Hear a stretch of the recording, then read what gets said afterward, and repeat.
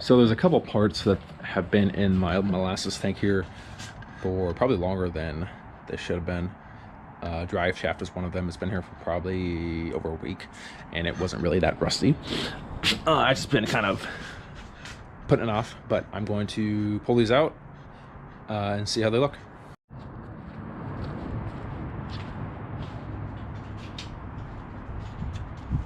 All right, just pulled it out of the tank, and it looks really good. I'm just trying to dry it out by hand before it starts rusting on me, because that's really good. I'm gonna put some mineral, or I should say solvent on it. But you can see this bare metal. It's pretty good. And I think I will see if I can find anyone on the Cougar forums who has an original drive shaft, or at least maybe has a build sheet for their car. And if I can find that, then I will reproduce the stripes on it. But yeah, it's looking like there might have been like 5 stripes on this drive shaft. And it's pretty cool. You can actually see the original line right there. You can see it. That's where it is welded, and they welded it long. And that's the original weld. So the thing is with these, like it's pretty hard to reproduce the original drive shaft, the look and the welds on the ends and everything. You can restore them, and of course you can get a reproduction drive shaft from Dead Nuts On, which is, I believe, which is the best source for them, and those are very nice drive shafts. But last I checked, they're like 550 bucks, and I'm trying to do like more like a budget build on this car, and I prefer to keep original things if I can, if it's usable. So anyway, pretty happy with how it's turned out. All right, here's the original clutch inspection cover. I had cleaned this up before and made it really nice, but then I just sprayed it with WD-40 and it was rusting, so I re-dipped it, and now it's looking really good. I'm gonna clear cut it this time. So nice. Here's the power steering pump and reservoir. Looking pretty good. Might do another coat, we'll see. I'm gonna let it dry for probably like a day or something and just reevaluate tomorrow. Pretty happy with how it's turning out though. All right guys, we're at the airport. It's pretty early, it's like 5:30. We've got a 6 o'clock flight heading to Tulsa for the Cougar, the All Mercury Invitational show. So we'll see you there. All right guys, we're officially in Tulsa. It's like 2 o'clock in the afternoon. Got a little rental car, got a Chevy Malibu. On the freeway right now, heading to I guess we're going to where the convention, the car show is at, the Expo Center. Our hotel is right next to that place, the Expo Inn. We're getting off at Yale Avenue. So, and tonight there's a meet and greet thing at the Hilton Garden Inn. It's like the host hotel for the show, so we're gonna be going to that. It's at 6, and yeah, maybe get some to eat. I don't know. Maybe call it Jim Wick. We'll find out. But yeah, I'll update you guys later. Yeah. Well, it looks like we're passing over historic Route 66. Do we turn right? No, go straight. Isn't there a Route 66 in San Diego? Or does it go through like LA or something? It goes to LA, I think. Yeah. All across the country.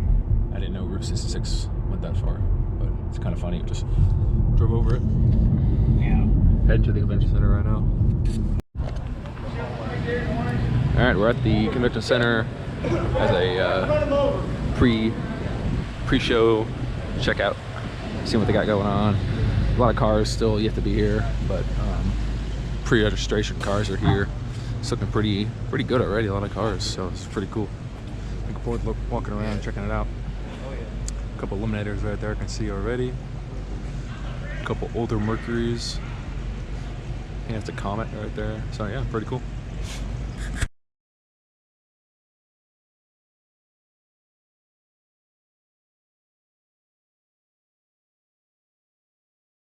Little brass. They're normally sometimes gets welded in there or brazed in.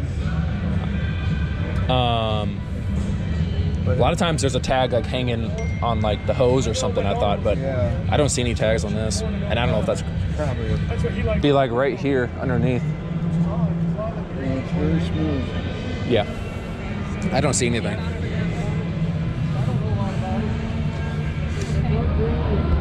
It doesn't have at least an original hood scoop on it. The car over there has numbers on the hood scoop.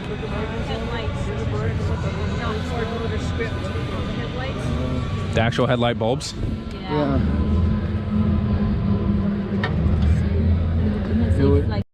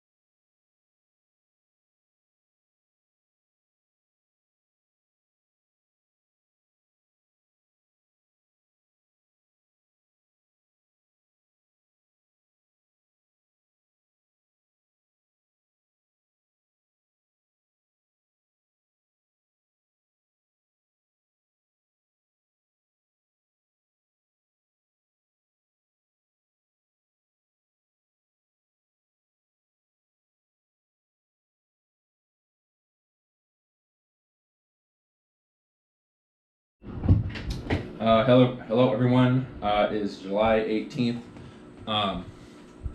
Tuesday. I'm gonna try not to talk too long. I just figured I'd give you guys an update of the car stuff that's going on. So the past week I've been in Lake Tahoe, haven't had the chance to work on anything.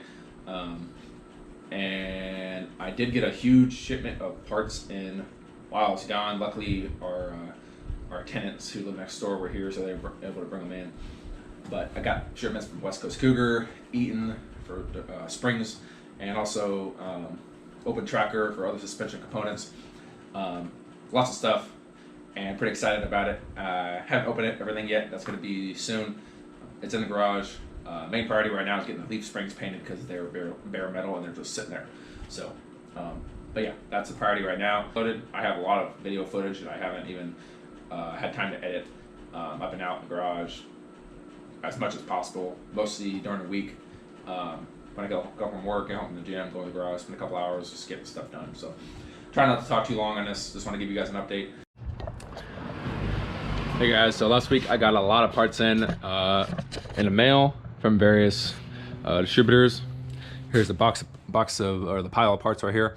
And I also have leaf springs. One is right there, the other one is on the side down there. They shipped them raw. No box anything, which I thought that was kind of interesting. But anyway,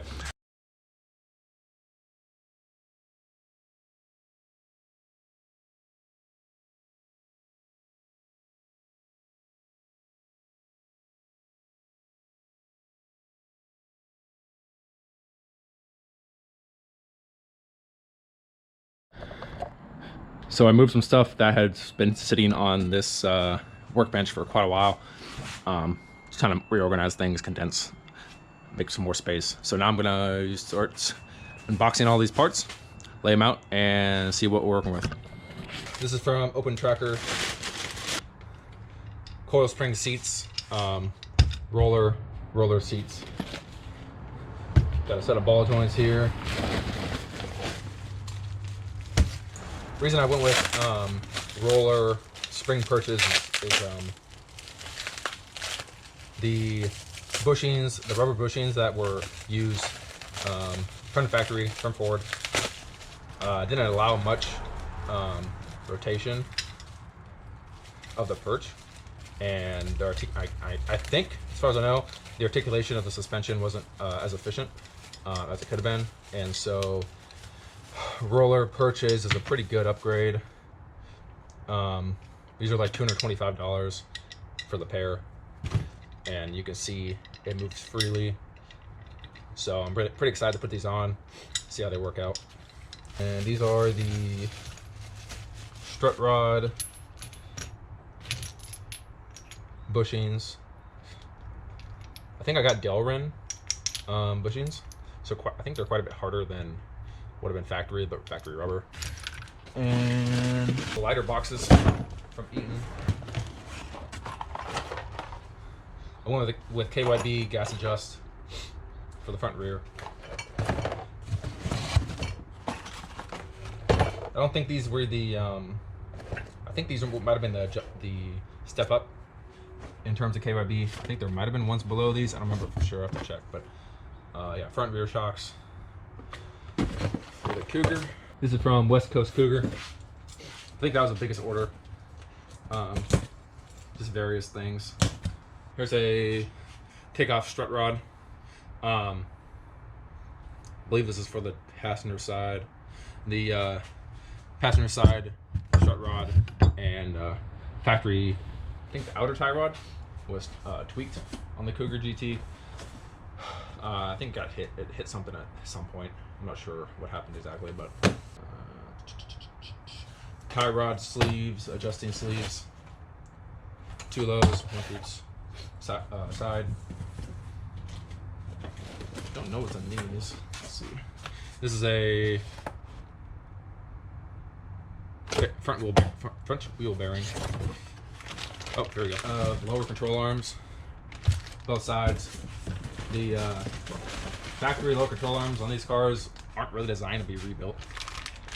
You can do it, but it's kind of a pain in the ass. There's certain things that are on the lower arms, on the ball joints. They're kind of a pain to get apart. So I decided to go with the reproduction. I think these are Scott Drake lower arms. And I ordered a Cougar chassis assembly manual. I took everything apart, obviously, but it's been a while, and so remembering how to put everything back together is not the easiest. And a lot of the stuff you can't really find online. Like I searched for a diagram for the kind of like the brakes and spindles and stuff online. I just couldn't find anything. Cougar forums, I couldn't find it on Google, so I just ordered this. It was like $18 or something. That's the only one I got. I figured I didn't need the other ones. This box, ew, this thing's like 50 pounds or something from the West Coast Cougar. I don't know what's in this, to be honest. Might be brake. Yeah.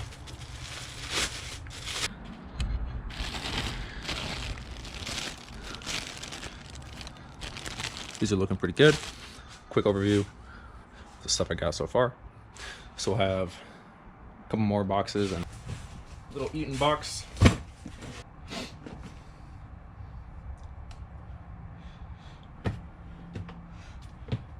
Leaf spring, rubber, spacers, bumpers, or whatever you want to call them.